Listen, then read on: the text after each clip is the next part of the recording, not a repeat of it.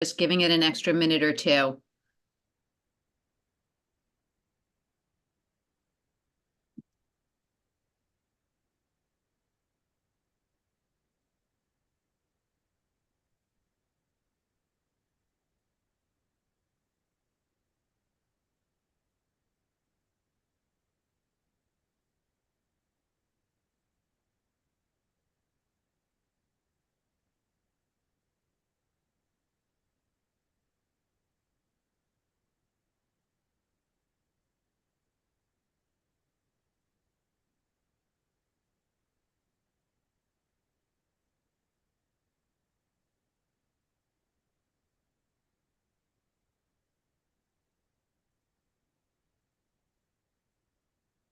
All right, Adam, shall we begin? Sure. Okay. Welcome everybody to this meeting of the Task Force on Converting Outdated Zones to Residential Use. We hope that this will be a continued good and lively discussion. A couple of items on our agenda from our last meeting. We did have a number of questions that we went to get answers to, and I want to particularly thank Aska Mayudin, and I apologize for pronouncing that incorrectly, and Olivia Almos from DCP, both of whom are listening in on the meeting tonight, but who were extremely helpful in helping respond to the questions that were raised at the last meeting. So we wanted to share those responses with everyone. We also picked their brains a bit on just process and how these types of rezonings work. And so we wanted to share some of that conversation with them. And then finally, one of the requests from the prior meeting was, well, let's look at what we actually have in the subject areas. And so Adam has prepared some detailed looks at the Yorkville cluster of the sites that are in our overall scope. And we will look at the East 60s cluster and the East 70s cluster in a subsequent meeting, but we'll focus tonight on the Yorkville cluster. And then finally, on our official agenda has our board chairs raised the question, is this the final name of the committee? So after we get through the content of our presentation and the discussion, if there is some time left before people, really need to head off, we're happy to entertain and discuss, is this the correct name that we have been using for this committee, or do we want to make it something, I don't know, snappier, catchier? But with that, let's go to our presentation.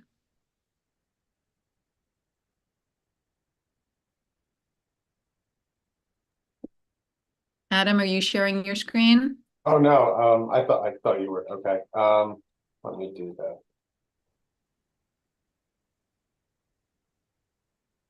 Hold on. Let's reset moment. I should be able to share my screen. One moment. Sorry.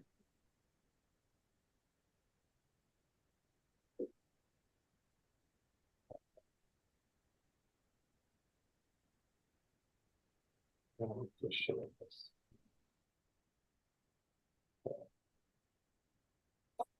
So can you see that? Yeah, can you go into slide view? Yeah.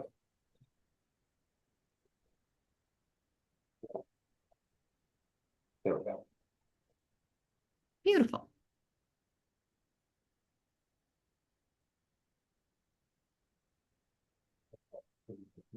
Okay, so this is our working title to be revisited. So this is the overview of our agenda that we proposed for this meeting. These are the three items we'd like to get to. And the first group is an overview of the rezoning task force. And so we were created by Board Chair Russell in response to a board resolution. And the task force is addressing the need for more affordable housing in CB8M. And the task force is primarily focused on out-of-context C84 and M14 districts. So where This is the are refresher course for everybody. exactly, and we got a lot of this in the Friedland application as well. So where are the C8-4 and the M14 districts in our community board? The M14 are the pink, and here, and then the C8-4 are the more rose colored, as it would be appropriate for our committee. And we're primarily focused with this section currently, the upper Yorkville portion, which has both M14 and C8-4. As a refresher, the M14 allows 2.0 for commercial and 6.5 for community facility, and the C8-4 allows 5.0 FAR for commercial and 6.5 for community facility. Of course, with zoning lot mergers, you can build effective densities that are much higher than the 2s and the 5s. And the key is that residential uses are not permitted in either of these zones, even though a mix of other uses are permitted, such as office, school, life science, and self-storage. I know a neighborhood favorite use. Go on to the next slide. Do we want to split these, Elizabeth? Do we want to go through these? Sure. Okay. We kind of split these into two buckets. There were questions that were specifically about MIH and how MIH works, and then there were questions about rezoning. So I'll take a crack at the MIH ones, and Adam, how about you do the rezoning ones? But we did this together, so we can both comment. The first question about MIH is the amount of the area that should be designated as affordable, is it determined by the number of units in the building or the square footage in the building? And the answer is that the amount of affordable floor area is determined by the floor area. So it's in option 1, it's 25% of the floor area must be affordable. Having said that, DCP encourages a focus on providing a pro rata share by unit type. So if a development is 100 one-bedroom units, there should be 25 one-bedroom units that would cover 25% of the floor area. But the percent of floor area is the strict rule, and so the number of units can vary a little bit above or below. And I'm sure that's in part simply because of rounding. You know, you're not necessarily going to have a perfect, round number like 100 that's easy to divide by 20 by quarters. So another question that came up very similar was, well, who gets to decide what is the number of affordable units and in a new development, and can that be influenced? So the total number of units to be built is determined by the developer. They can build a building with many small units. They could choose to build a building with fewer larger units. But as in the first question, in an MIH zone, a minimum of 25% of the floor area must be affordable. Again, trying to max the unit mix of the market rate units. DCP can encourage, but a mix in one direction or another, but they can't require the specifics of what is being built within the envelope. So long as the developer adheres to the MIH floor area rules, if they choose to do a building with fewer larger apartments and the MIH area is also fewer but larger MIH apartments, that is the choice that the developer is making. As long as they're within the rules, we can influence, we can cajole, but we can't require, we can't tell them specifically what to build.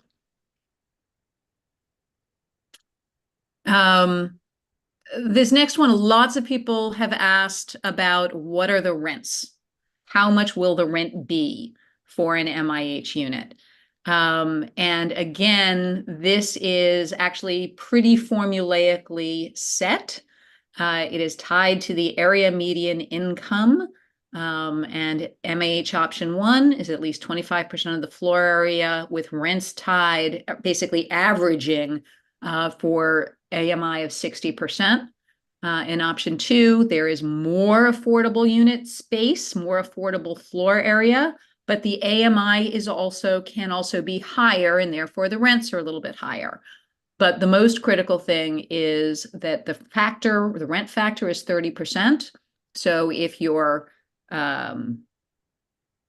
looking at, and just let's use the 60 because that's the baseline. If you're looking at 60% AMI, the rents for a studio, a 1-bedroom, a 2-bedroom, or 3-bedroom are fixed at this point. And Adam found this lovely table for 2023 at each level of AMI, showing exactly how much the rent would be for each size apartment based on a percentage of AMI. And this is not something that developer chooses. It's not something, even frankly, that DCP particularly chooses. It is a formula.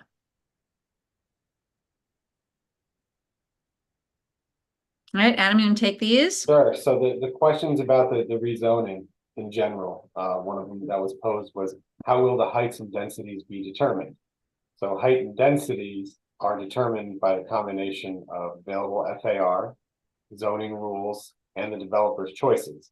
But we would like to note that the city of Yes proposes a maximum height of 355 feet for UAP, which is the Universal Affordable Preference, or MIH development in an R10 district. And the purpose of this task force is to propose zoning densities for the subject blocks, obviously for avenues, but as well as side street lots. So how successful have other upzonings been at generating the expected volume of affordable housing? The most MIH upzonings have been private applications. These have been considered very successful, as they've been very narrow upzonings focused on individual developments, while larger scale rezonings have not yet generated the full volume envisaged. The MIH law is viewed as very successful, as any future development in these areas will have to comply with MIH. It is the law of the land. So does MIH apply to renovations? DCP is investigating this for us to give us a precise answer, but it was in the intent of MIH to apply to any development mapped, which results in the creation of more than 12,500 zoning square feet for residential, or 10 additional units.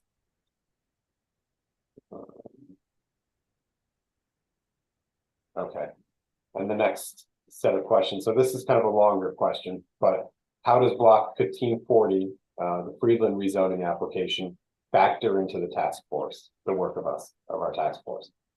So on November 8th, the Land Use Committee of the full board of CB8 voted to recommend approval of the application to change the zoning with the following conditions, and all the conditions are listed here. I don't need to read all of them. So following conditional approval of CB8, Manhattan Borough President through Lizette Chaparro provided their recommendation to approve the application and is seeking to fast track the measure. And the Borough President's office supported the community board's conditions to increase the number of affordable units and consider options to reduce height without reducing the number of units or affordable units. And they also suggested the project included 2- and 3-bedroom affordable units. They didn't accept all of our recommendations, especially about the parking, and that union labor prevailing wage will be included. We're still not sure if all these things are going to be accepted by the council. So can individual rezoning applications be paused while this task force conducts its work? No. That's the short answer. It was a very clear and short answer. Okay, and the next section is kind of a summary of, well, did we want to do any, I guess we'll do questions later. We're not going to, okay. So this is the kind of a summary of our discussions with DCP about next steps. And these are nothing that we have to address, this evening, but it's things to keep in mind when we're forming what the plan will look like. So we want to identify the applicant. We could be an applicant, CBA could be an applicant, boards could be applicants. We want to determine the land use rationale with support. So that's something we're working on. So we would note that DCP and the Manhattan Borough President is looking at M districts as rezoning options. They have agreed, and this was in the Borough President's report, that M zones do not necessarily make sense in the Upper East Side. So we want to work with the community to identify the needs and wants for the rezoning and to identify the various options to meet those goals. And we will need to eventually develop a pre-application statement and present it to DCP. And DCP will help us, and they'll provide input, and they'll suggest alternative zonings if what we propose doesn't make sense for the neighborhood. The idea here is to keep it narrow. We don't want to try to do too much with respect to special programs and uses, and because we want to increase the chances of this being successful. Their recommendation was to use more off-the-shelf zonings rather than special districts or overlays. So off-the-shelf would be existing zoning districts. And the total process typically takes 1 to 2 years, but that will depend on how focused we are in our efforts. So this was, and Elizabeth, did you want to discuss? Yeah, let me jump in here. So this chart is basically a little bit of a bridge from answers and questions and answers, and looking at the specific lots, the specific blocks in the Yorkville cluster. You're about to see a series of block by block maps that identify all of the different properties that are in the subject areas. And as we as a committee look ahead and think ahead to what might appropriate zones be, because that's ultimately what the role of this committee is to propose an appropriate zone. We thought it would be useful to, looking at some real data, understand what the impact of zones that we might propose could be on the potential to meet the objective of generating affordable housing, new affordable housing. And so when Adam sent me the various maps, my mathematical analytic instinct was to say, well, what does this all add up to? And so I tried to look at the different lot sizes, meaning the width of the various lots that we're going to see in a minute, and see how many of each different type there were in the subject blocks. And then say, okay, if our goal is to achieve and generate affordable housing, how effective, what is the FAR that you need in order to trigger MIH in this context? And I thought this was pretty interesting. So I'm going to sort of just take you through what this chart shows. And this is as a thought starter for as we look at the different blocks. And so this is not 100% perfect, because I don't think I had the 1540 block map when I did this, but it's directionally correct. There was a very broad range of lot sizes in the blocks that you're about to see, ranging from, there is one lot that's only 20 feet wide. There were about 24 lots that were in the range of 25 feet wide. I sort of took the 24 3/4 and the 25 1/3, and I added them all up in the 25. There were 2 lots that are about 40 wide, 2 that were 45, 146, 148, about 9 that were 50. And then you can see each number for larger lot sizes. And if you remember, the minimum trigger for mandatory inclusionary housing is a 12,500 square foot residential development, zoning development, and 10 units. Less than that, no MIH is required. Between 12,500 and 25,000 square feet, MIH is required, but the developer can choose instead to pay money into a fund. And that money can go towards affordable projects, I believe, elsewhere. They do not have to be in our community board. They certainly don't have to be or won't be on site. So any development that is less than 25,000 square feet, the MIH that gets developed might not be where that development is. It's going to be somewhere else. Either it doesn't trigger MIH at all, or the affordable housing that would be generated will happen elsewhere. And so I combined the math of what's the lot size with what is the minimum FAR. I calculated what's the minimum FAR to get you to 12,500 square feet on that lot. And what's the minimum FAR to get you to 25,000 square feet, which is the minimum required to ensure that the affordable housing is on site. And what you see is basically, I then compared those to R8B. Since R8B is the standard for mid-block on the Upper East Side, would applying R8B to these lots meet the requirements for MIH, just as a first pass baseline analysis? And the answer surprised me. And it's basically that any lot below up to 50 feet, and I didn't look at 51 or 52 or 53. I just looked at what did we have in the maps for these lots. Anything below 50 feet or below, R8B would absolutely not trigger a requirement for affordable housing on site. Now, there could be zoning lot merges, there could be consolidations. Those might generate MIH and might meet the MIH trigger. But just starting with the lot sizes we have in these areas,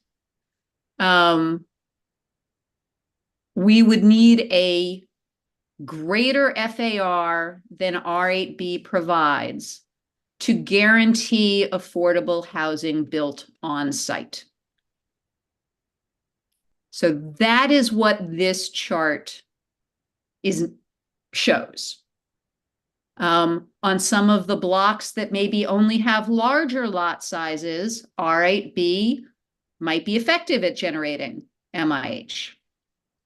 But on the blocks that have more of the smaller lot sizes, there would have to be zoning lot mergers or other changes in order for upzoning those blocks at R8B to generate MIH. So this is not a recommendation. This is not anything other than an analytic.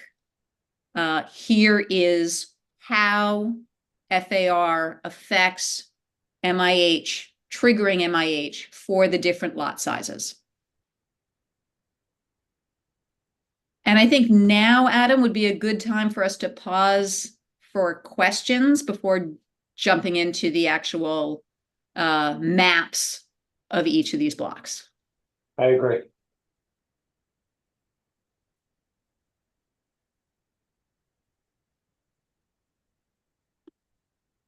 Don't all raise your hands at once, guys. Yeah.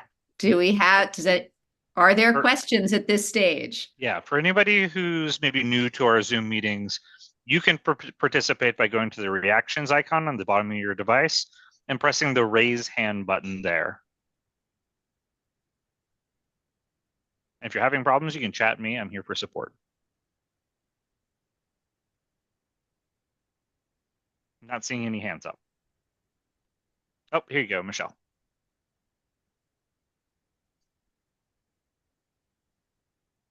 Thank you very much for this information and for your hard work on this. So this to me generates a question which perhaps will be answered as we go forward. Having this information just up to the point that you imparted to us, I don't know what's coming later, but just up until this point, what, if anything, does this tell you about our ask? In other words, if our premise is that we want affordable housing, and if you have analyzed the lot widths that are available to us, what does this tell you about what our ask should be based on this information? So I don't want to get ahead of ourselves here, because I don't think we are at a point of saying we think that this is an appropriate zoning type for this area, and this is an appropriate zoning type for a different area. What this suggests to me is that we just need to be very conscious when we start discussing what do we want the zoning density to be, that if we've got smaller zoning lots, we might want to have a higher upzoning density to generate MIH, or we're very consciously recognizing that we might not generate as much affordable housing. On blocks that are all larger lots, we might be able to propose a lower AR and still generate MIH. And ultimately, we will have to have a discussion, no matter what we decide, we will have to have a discussion about where on the spectrum from maximizing affordable housing and the amount of housing that could be built, to agreeing upon a lower target. Where do we want to be? And the answer may be different for different blocks based on the lot widths. I mean, what I would say is, in a zone that has a bunch of 25-foot, and on a block that has a bunch of 25-foot lots, if we were to propose a zoning for R8B, we might end up with single-family townhouses. And I don't think that's the goal of this task force. Are all of these that you analyzed on the mid-block, on the side streets, all of them? I think all of the ones that are on these lists are on side streets. Is that correct, Adam? I don't know the exact. Even the 225? Not sure if that's the case. So this is the mid block, the first block, 1556. This is also mid block, 1557. This is also a mid block. 1570 is also a mid block.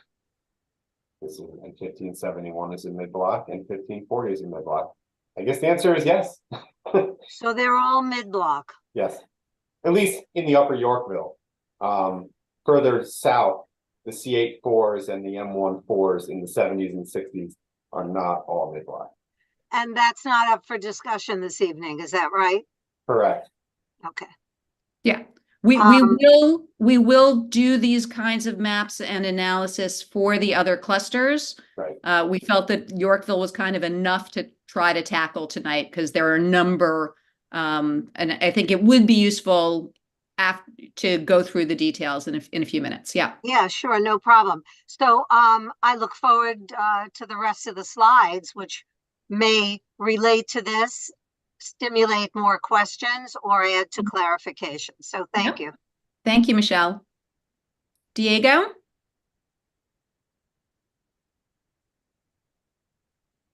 Will, can we unmute Diego? Diego, you can unmute. There you go. Okay. I live in this area. I live in 95th Street between 2nd Avenue and 1st Avenue, right above the UPS store, if somebody knows the area. And I don't know why would we zone it to anything else than R8B. Why are we different than anybody else? And as can be seen, it's all like mid-blocks. And what I don't want is to have another 46-story building. That's my opinion. Thank you. Thank you. Can I add something? Yeah. I'm an architect and I work in residential buildings. And the lot size means nothing because developers will buy many lots to make a building that they want and make sense economically. So small lots are not developed because it's hard to put a stair and an elevator and stuff like that. So you need a substantial floor plan to make sense of a building. That's why every time that we see a building, they buy like 4 lots together. So that's another opinion. Thank you. Yep, agreed.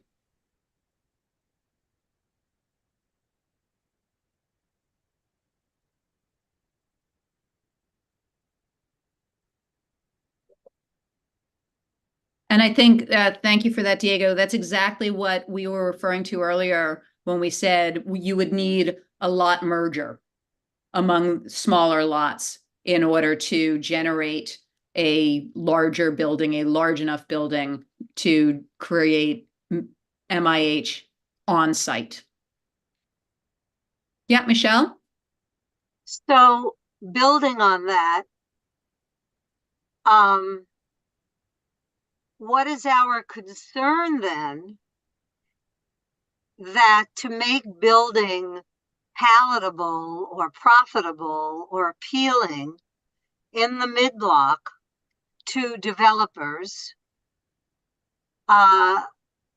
acknowledging their need to make the lot size larger to accommodate their goals, how will you, or will you, because many of those will be existing tenements which already house affordable housing, how will you watch or acknowledge or prevent the loss of affordable housing by taking down those buildings in order to build a new one with a guarantee of inclusionary housing?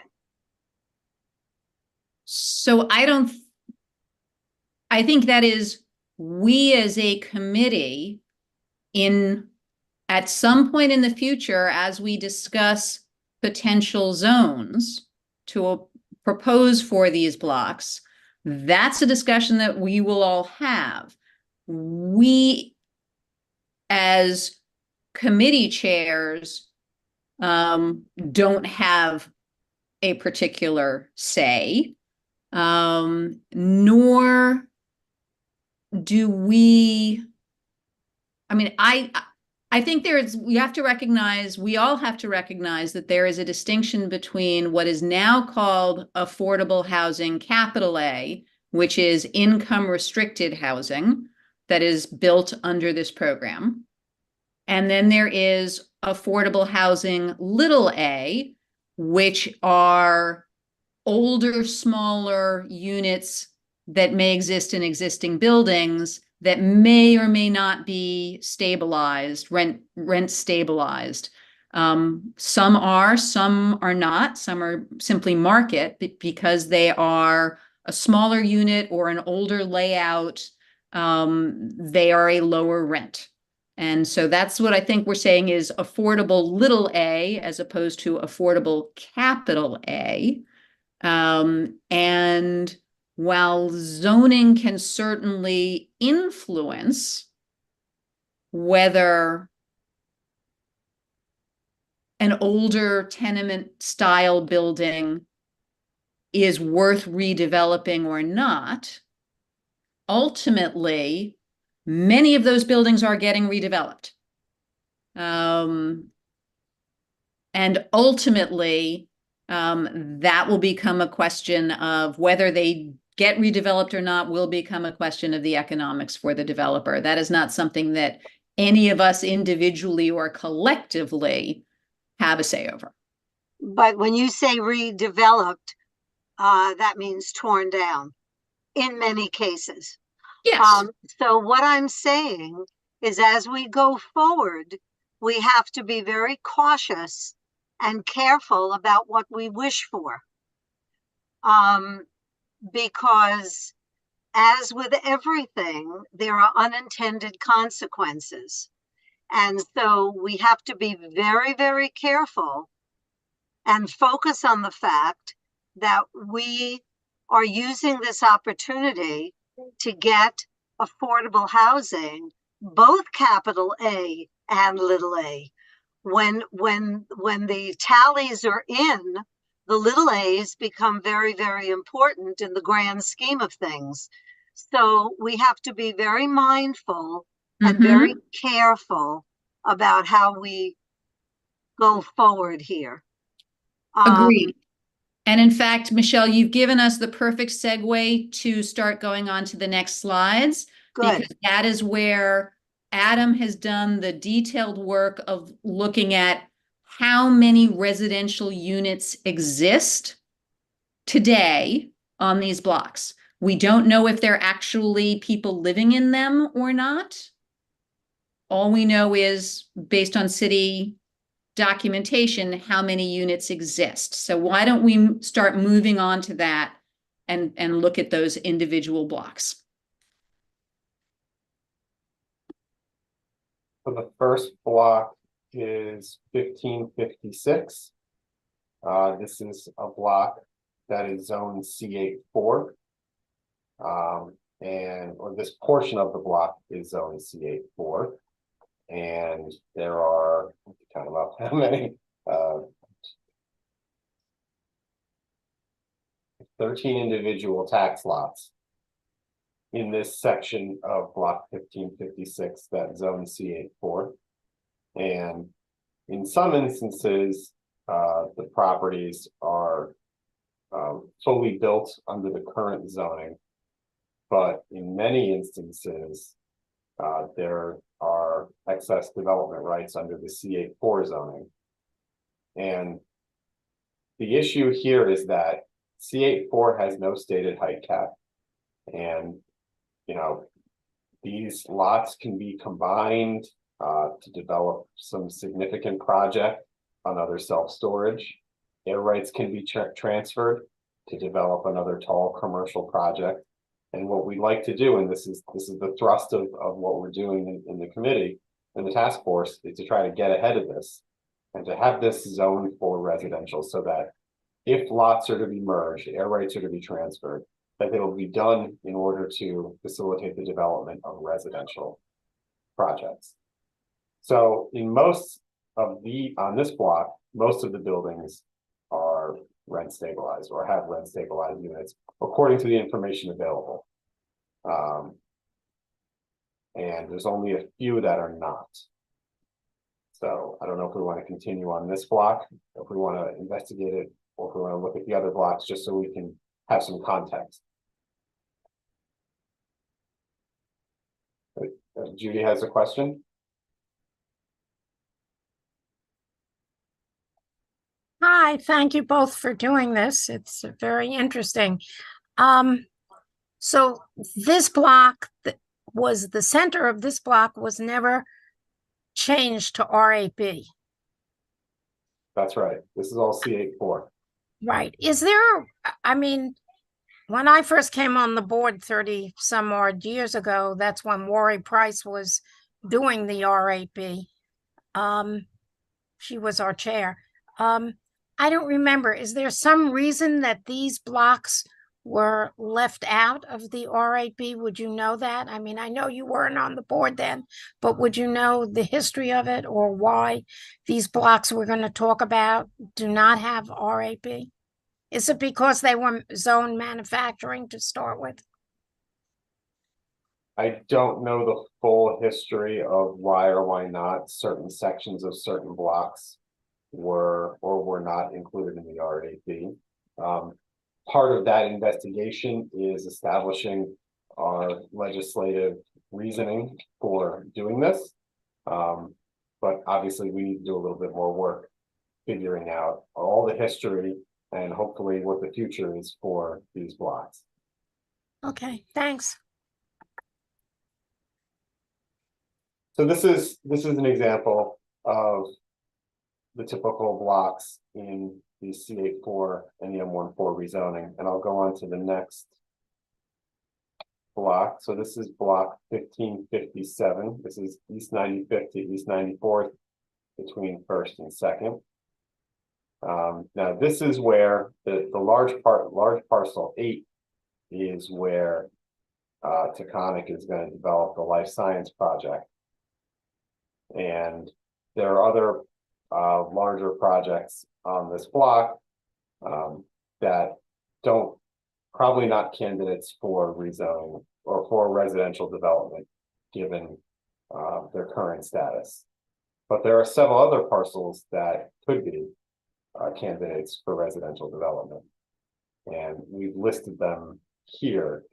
You know, the properties that have rent stabilized, that do not have rent stabilized tenants, are likely more reasonable candidates than those that are occupied at rent stabilized tenants. And we'll move on to the next.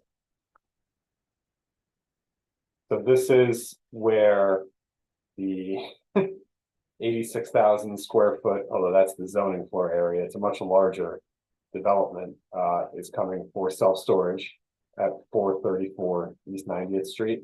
They pulled air rights from the abutting parcel, lot 35, to facilitate this development.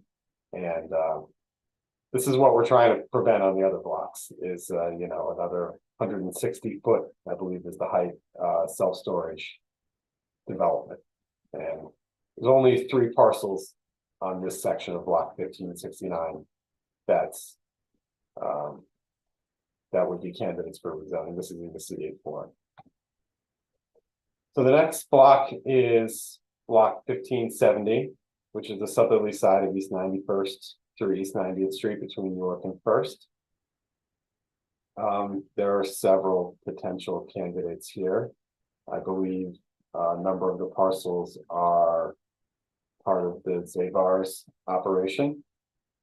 And, you know, we think that those are potential sites, whether now or down the road. And, you know, it is, again, the point of this committee to try to have those directed more towards residential development, because if they were to be redeveloped into the current zoning, there's no telling what project could be built there.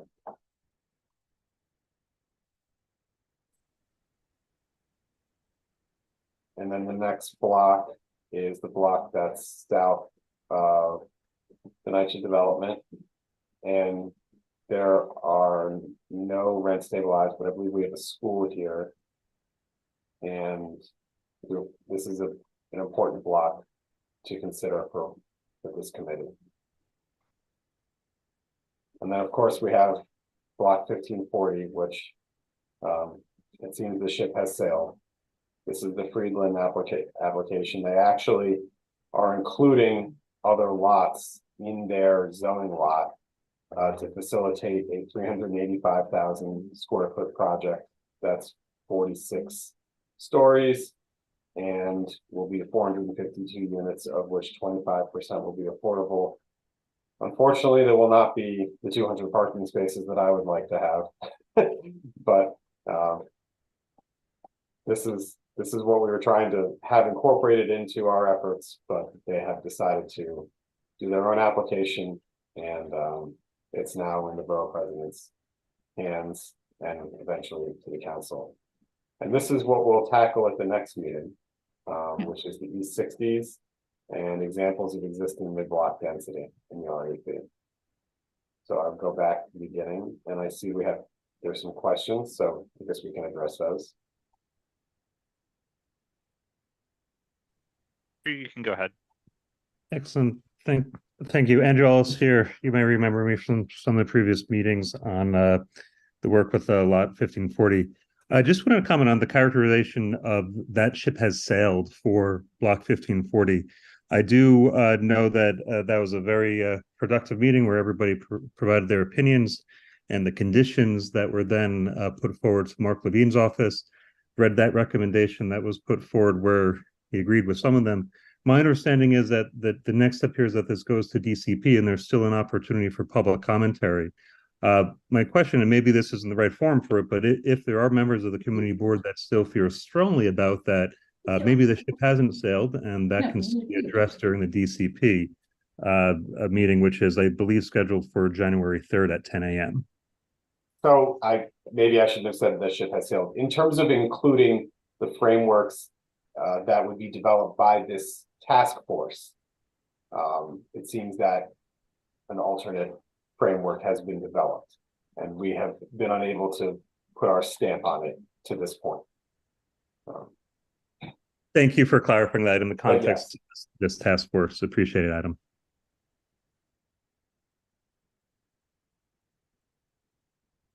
Michelle? Thank you. Before I say what I was going to say, but does that, Adam, did they accept any of our suggestions?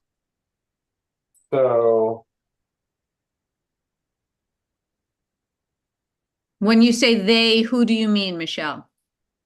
Well, it seems that the borough president has seen this, and now it's going to review. Adam implied that he thought the ship had sailed, even though he's withdrawing those words. So did they accept any of these 6 points? In other words, did they alter to ask for any of this? Well, in the borough president's letter, what they did say is that they supported the board's conditions to increase the number of affordable units and to consider the options to reduce the height without reducing the number of units or affordable units. And they also accepted our suggestion, or they're going to push for our suggestion to have as many 2 and 3 bedroom units in the building as possible. To have 2 and 3 bed. I'm sorry, I didn't hear you. 2 and 3 yes, bedroom. Did 2 you and 3 say? bedroom units? Okay. And affordable units as possible. All right. Of course. So, okay. And I didn't get the impression that all of our concerns have been folded into what the borough president's office okay. visions Right. as ideal. All right. It doesn't mean our resolution shouldn't go to city planning or to whatever the next step is. But okay, No, having said it very much needs to be heard by yeah. the council member and by the city council. And I think it's important that what we are advocating for is folded in to this project. Yeah, and also if they in any way adhere to some council member deference, if we get Julie Menon on board, that might be very helpful. Yes. But let me say this. This is just me thinking about this. And again, I don't know the intent of this meeting, obviously to impart the answers to our questions, to answer our questions. I don't know how much further you're prepared to go with this. The agenda says oversight, just answering questions and stuff. But as I look at this, and maybe you can comment, assuming that in the current climate, there would be no way on the side streets to ask for the 75-foot height limit that we have in a good part of the district.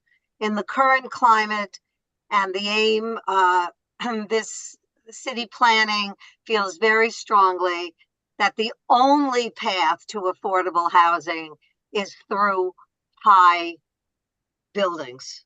I disagree for many reasons, but that's not the subject for tonight.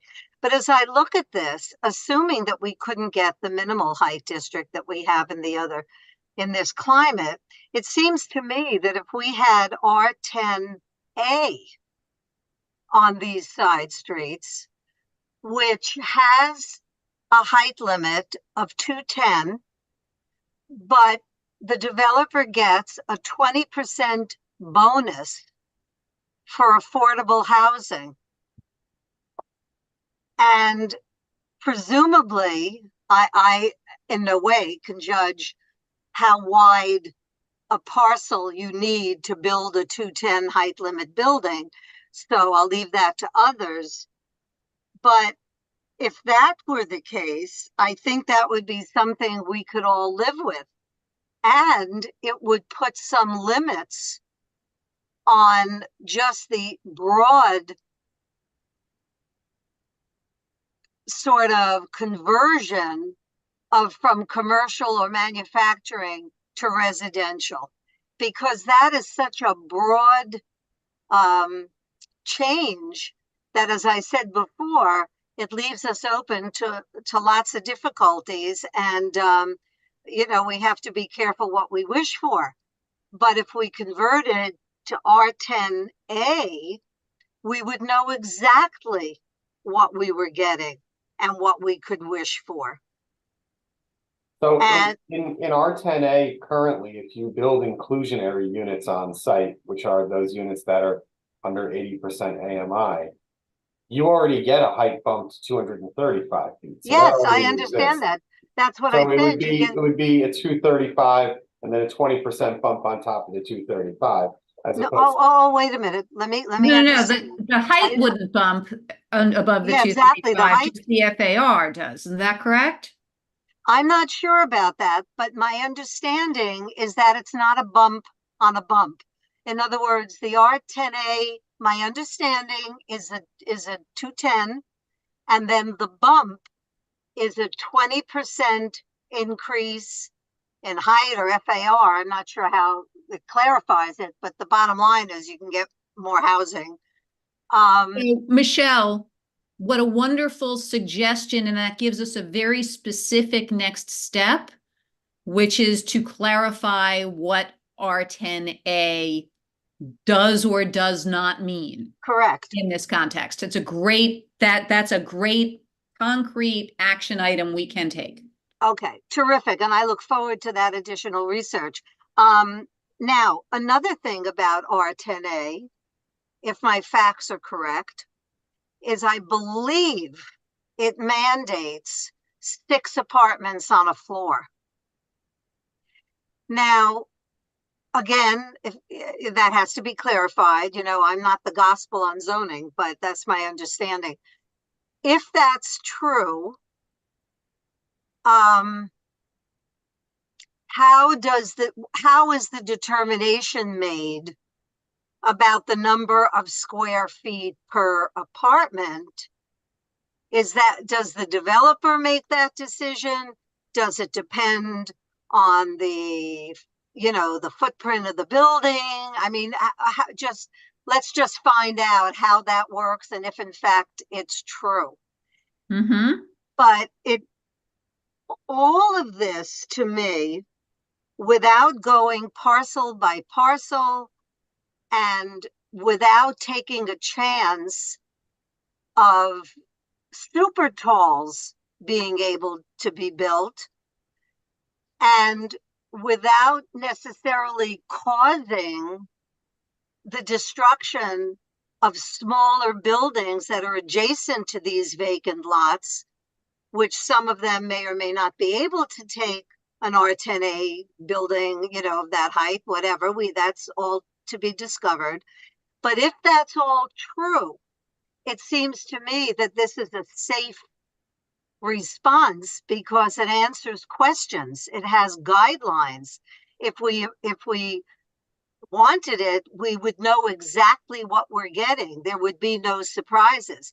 Because as I mentioned at our last meeting, I was concerned about the unintended consequences of just rezoning. And I still am. But to rezone to this, where many of us, treasure our height limits in a good part of this district at 75 feet, the likelihood, as I said before, of getting that in this climate is probably 0. And so I think this would be the next best thing because it gives us an expectation. It has a description to it that we can decide whether or not we could live with. But we do need a lot more research on the R10A, to make sure what I'm saying is correct. And also if it's true that it's allowed 6 apartments on a floor, How is that square footage allotted? Is that the developers to do whatever they want with, you know, this kind of thing? And but if it's 6 apartments, it does prevent some of the problems. Well, they're not really problems because they do bring high rentals into the building and high cost real estate, which is a benefit to our cost base, our tax base, I should say. So we don't want it all that way, but we don't want to eliminate that either because we need them. But what happens there is you'll get a 400-foot tower, but you'll have 2 apartments on a floor. So it's a low density building.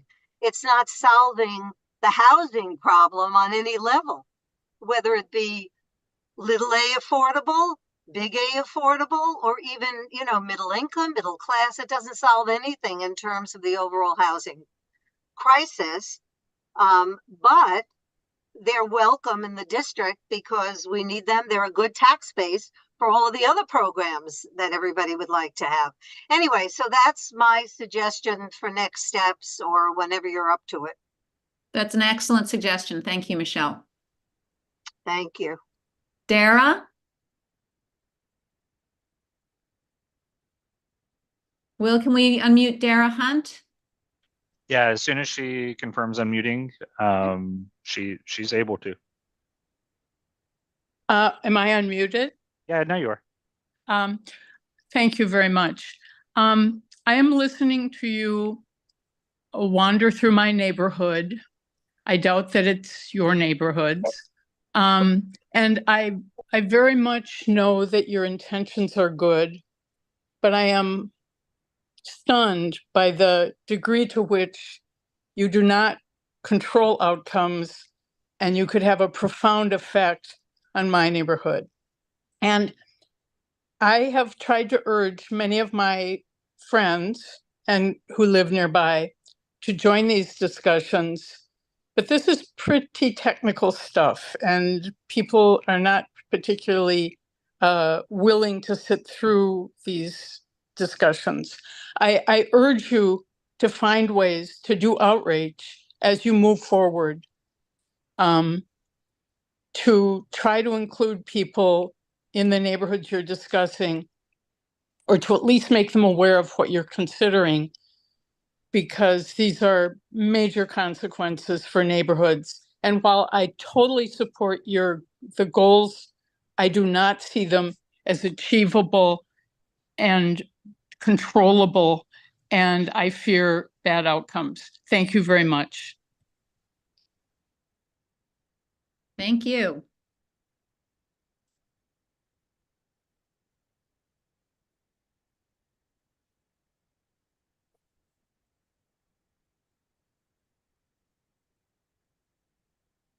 Any other questions or comments?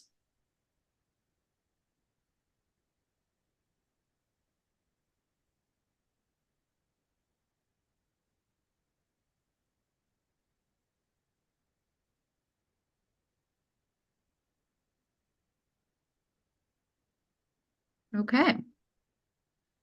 So for our next meeting, which I don't think we yet have calendared, and we'll be discussing that with Will, we have a very clear action item of getting information on the R10A zone, what it requires, what it allows in terms of FAR and height, and any requirements about number of units, apartments per floor. I actually think we can extend that action item a little bit for, are there any other residential zones potentially available to us that have height limits or that have other greater building envelope constraints than simply FAR, and I think we definitely are all hearing concern about unfettered tall towers. And then we will also do maps of the East 70s cluster and the East 60s cluster. Elizabeth Ashby.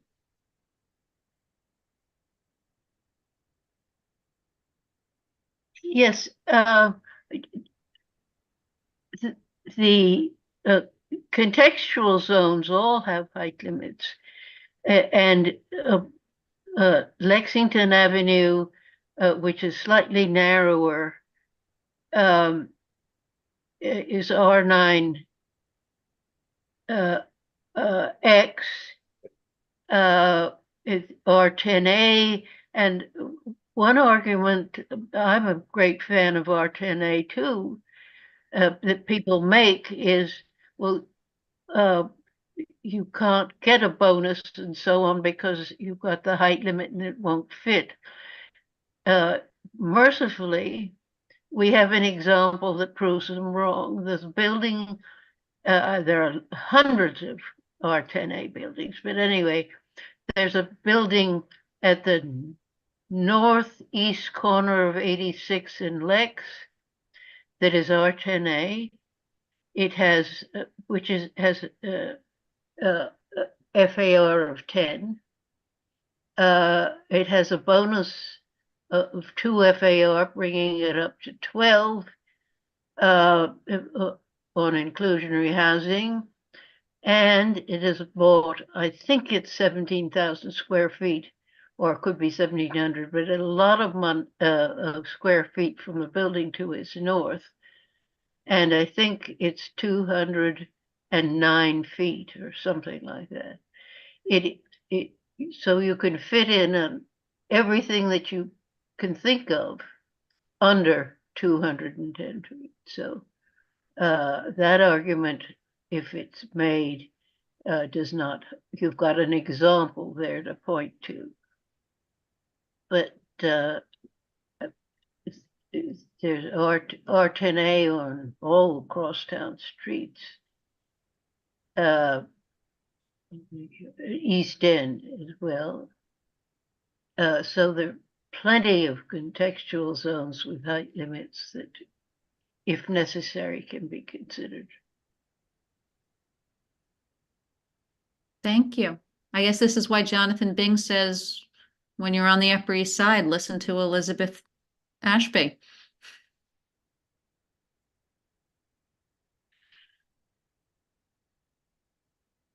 All right, Michelle, we'll come back to you. Yeah, because I wanted to add something about the R10A, and if anybody could clarify it, whether I'm right or wrong, Elizabeth can. But I believe it also permits stores at the base. Am I right, Elizabeth? There's like it doesn't? I thought No, you if can there's- zone If for there- if there's R10A. Sorry. If there's a commercial overlay, Yeah, of C1, but I think it permits it. I don't quite know how to talk about it, but and you might know, Adam, Elizabeth certainly knows, but my understanding is that you can have a commercial overlay, C, whatever the number is, on the bottom of these R10A buildings, which are very helpful, to have retail that would service the neighborhood, cleaners, shoe stores, bodegas, whatever. I don't know if there's additional zoning that under those circumstances would restrict the square footage of those stores. I hope there is, so that you wouldn't get oversized, but that, big box stores, but that you would get the kind of retail that services the community. So there are lots of questions about that. What's the number? Is it C19 or C? well, right, so C1 overlay is a local retail overlay, so that will allow local retail. And you could do that with the R10A. Is that Correct. right? And then Yeah, okay. C2s and C4s, and you start to get to more uses with larger formats. But Okay, just C1 wanted to is add a that. local retail. Yeah, because while we're clarifying, that's certainly in the mix and would be important. Thank you. Elizabeth Ashby?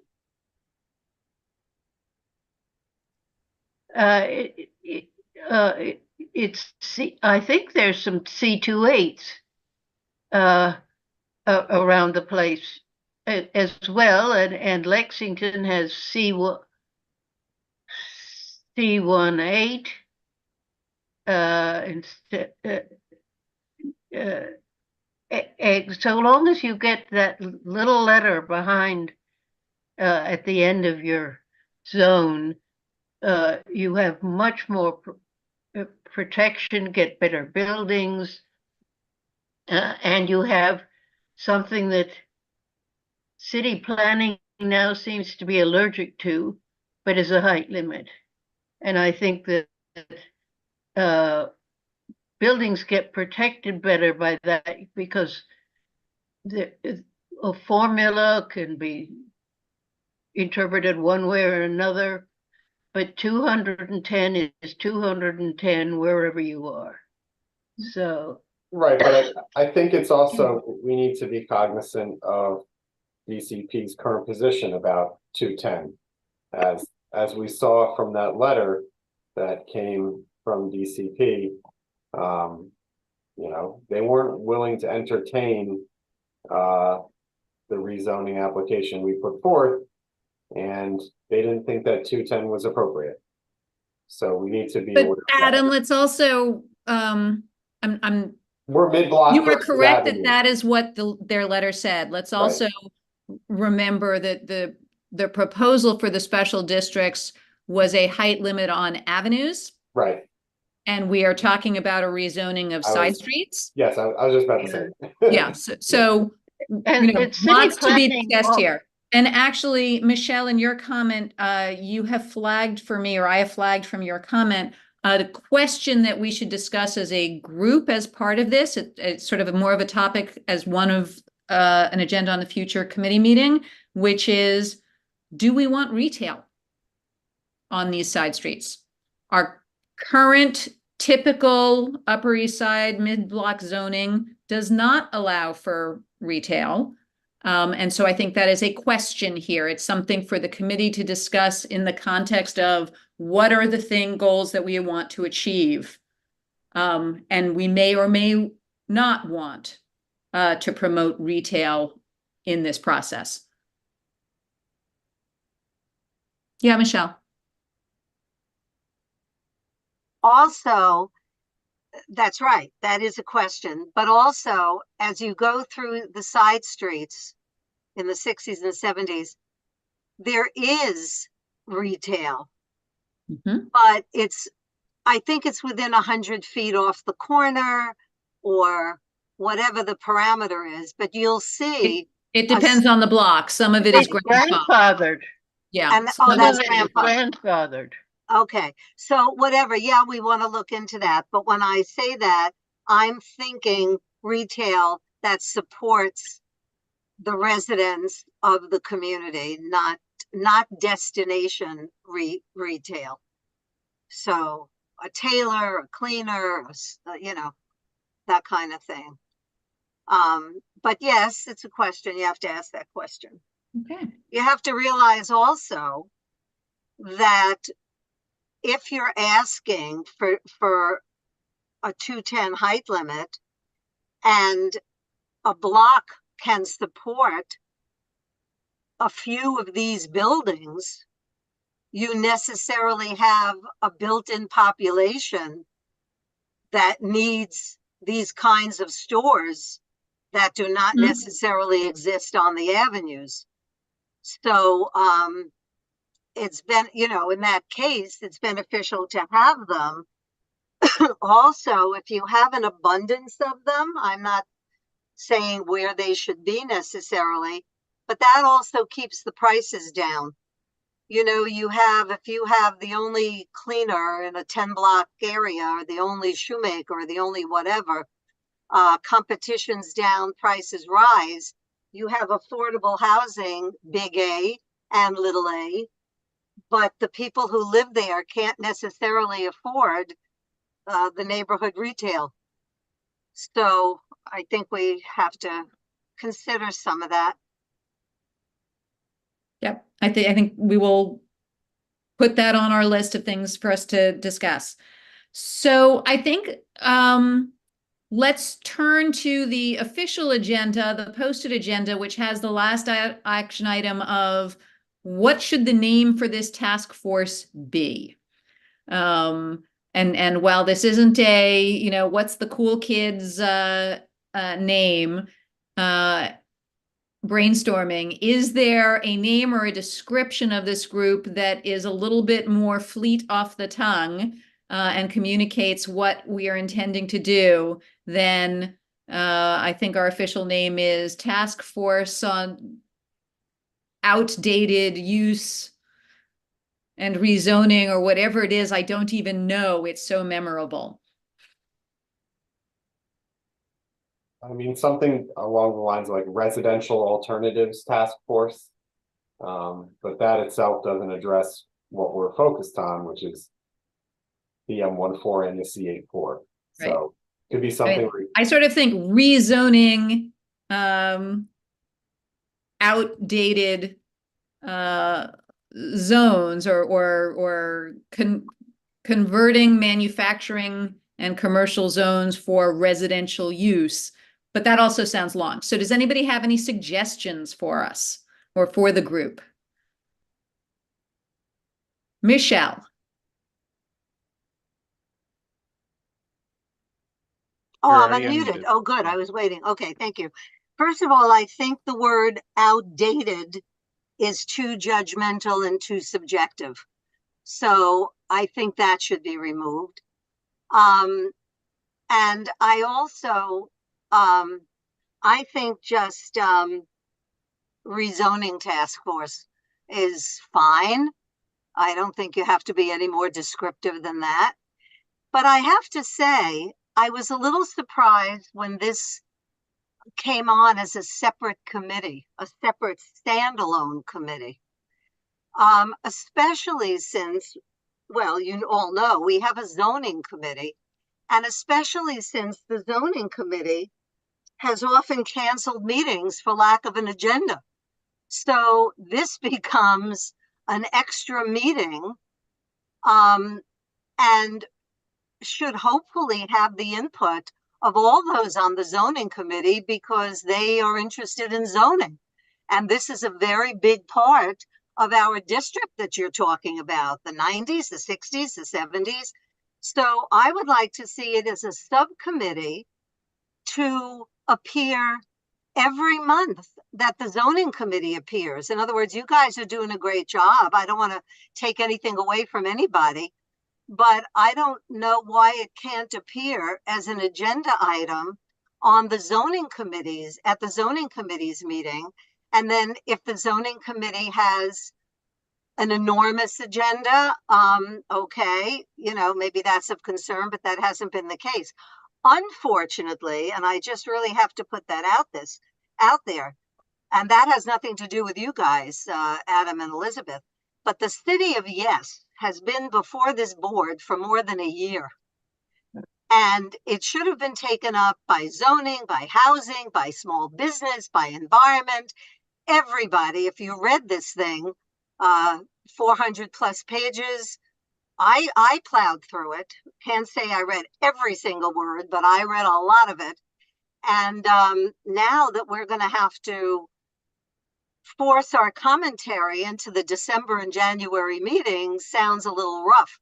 But at any rate, since a lot of your interests overlap, and since I know it's very difficult to get meeting dates, I'm just thinking that maybe this committee, subcommittee called rezoning, could be part of the zoning committee and present in those meetings every month. I mean, Suggestion. I'm not opposed to that, but this was created by the board chair as a separate task force. If it's folded in as a subcommittee, I think we need to see how that actually happens. Yeah, well, that's okay. I'm throwing it out as an idea. We can roll it by Valerie, in January, and see what they think, and also through the zoning committee and see what they think. But in light of the bits and pieces as we're approaching this, I think there's room. So to save a meeting, to save time, and also to be sure that you have the input of the other members of the zoning committee, because they would come to their own meeting and their opinion is valuable, I think. So anyway, we can toss that around, whatever. That's my suggestion. But if you're looking for a name for this task force, I would just say rezoning task force. And the words task force imply that it's temporary. So it implies that you're working on a specific project, as opposed to the task force committee, which implies that it's long-standing. So I think that sort of says what you're working on. That's it. Okay. Thank you. Thanks, Michelle. Can we go to Craig later, since we haven't heard from Craig yet?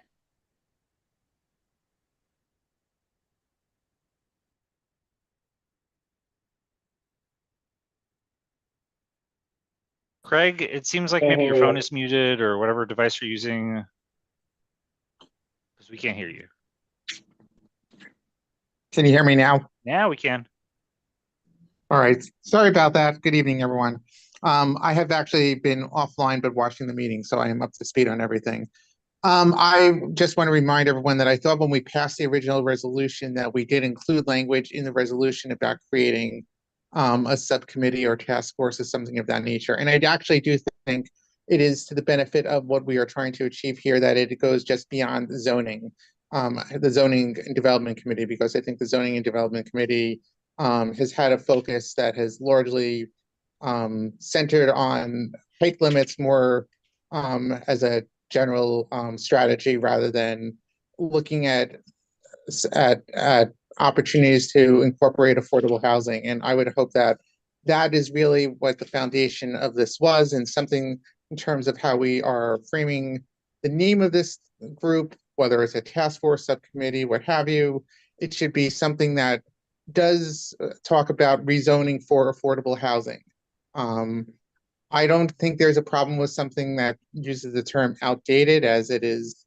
I think we will, for the most part, agree that the zoning that at least in Upper Yorkville existed was antiquated, and was sort of a relic of a time that, and while I know we asked and Adam didn't recall what the history of it was, but that it could have dated back from when Upper Yorkville was a largely industrial community as opposed to residential community, that right now we're seeking to expand housing options and affordable housing. So I think that we should be keeping that in mind as we think about a name. Thank you. Thank you, Craig. All right, we have a member of the public who hasn't spoken yet, Boaz Galil. Can you hear me? Yes. I like the name Zoning Innovation Committee, or maybe Modern Zoning Initiative Committee. Something with innovation. I like it. Sleep on it. Thank you. Thank you. Next on that I'm seeing, Judy Schneider, and I'm first going to members who haven't spoken, and then we'll go to those who have spoken already.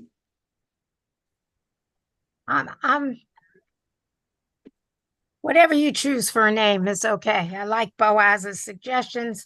Just rezoning, CB8, and whatever you choose is okay. It is a subcommittee. But getting back to what Michelle was saying, I think it should be a separate committee. I think maybe on months where the zoning committee does not meet, where they have nothing on their agenda, you could meet on those dates, and it could be a combination meeting between zoning and your committee. But I don't think we are now an hour and a half, almost an hour and a half into this meeting. I don't know how much longer it's going to go. And if the zoning committee has an item on the agenda, we know any one item on the zoning agenda could be a couple of hours easily, depending on what the item is. So therefore, putting it together and making it one committee, I think, is not a great idea. Elizabeth, Anthony, they will come to the meeting. Elizabeth, I know, will come to the meetings. She's And here. she's here. and she's here. And so I think we should not combine them. I think we should keep them separate. Thank And you, just Judy. maybe meet on their date if it's available and they're not meeting. It just keeps the, the date in hand for zoning. Yeah, I think part of the challenge is they don't necessarily know a month in advance whether there's going to be a topic. And so if we want to have this, in order to manage the scheduling and give people notice, we have to make some decisions sometimes before they know if there is going to be a specific presentation or topic. So let's go to Ed Hartzog, then Andrew Ellis, and then Elizabeth Ashby, and we will move on to old and new business. Oh, thank you. Thanks, Elizabeth. No, I only raised my hand in response to what Craig was saying about the housing aspect of it.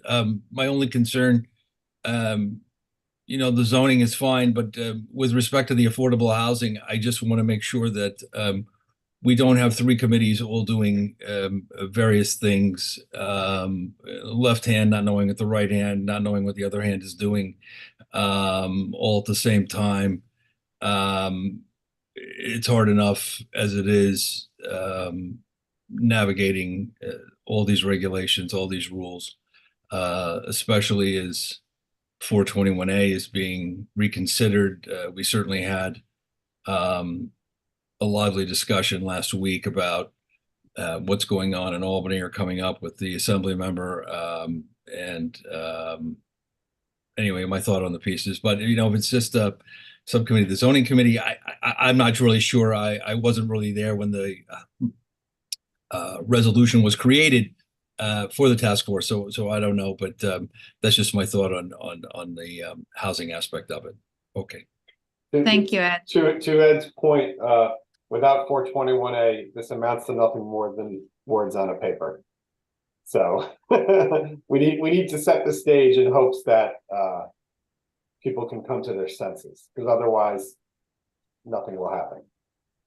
Okay. Andrew Ellis. Yes, hi, good evening again. Been enjoying observing this committee and community board 8 at large, and my understanding of this particular task force is that you've been tasked with looking at specific lots with outdated zoning and looking at ensuring that they're redeveloped in a responsible way that meets the needs of the community. Therefore, I would suggest that you just simply call it the Task Force for Responsible Redevelopment, plain and simple. Ooh. Thank you.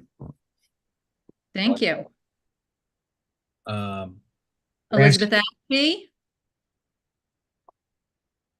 Yes, it's a task force because Russell created it.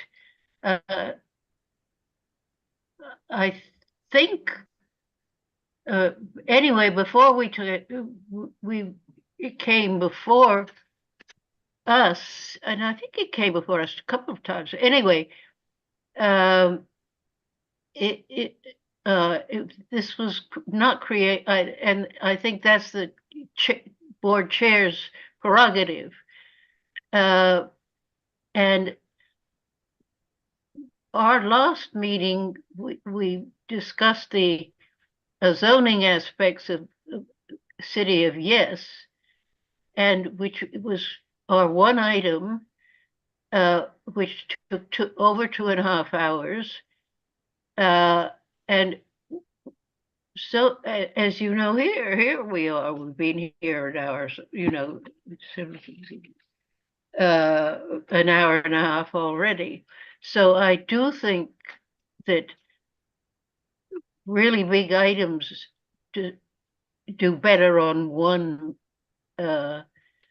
separate meeting, because it takes a while to get through all these things. And we could have, oh, sorry, my dog is commenting. Shush. Sorry. God.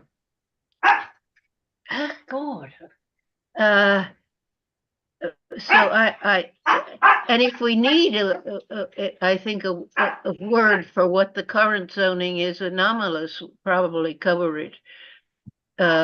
If we want to describe what we're going from, and anomalous to residential zoning or something like that. Anyway, okay, thank you. Thank you. All right, so do we have any old business? Do we have any new business? Is there a motion to end the meeting? Michelle, does she have? Move to adjourn. Move to adjourn. Do we have a second?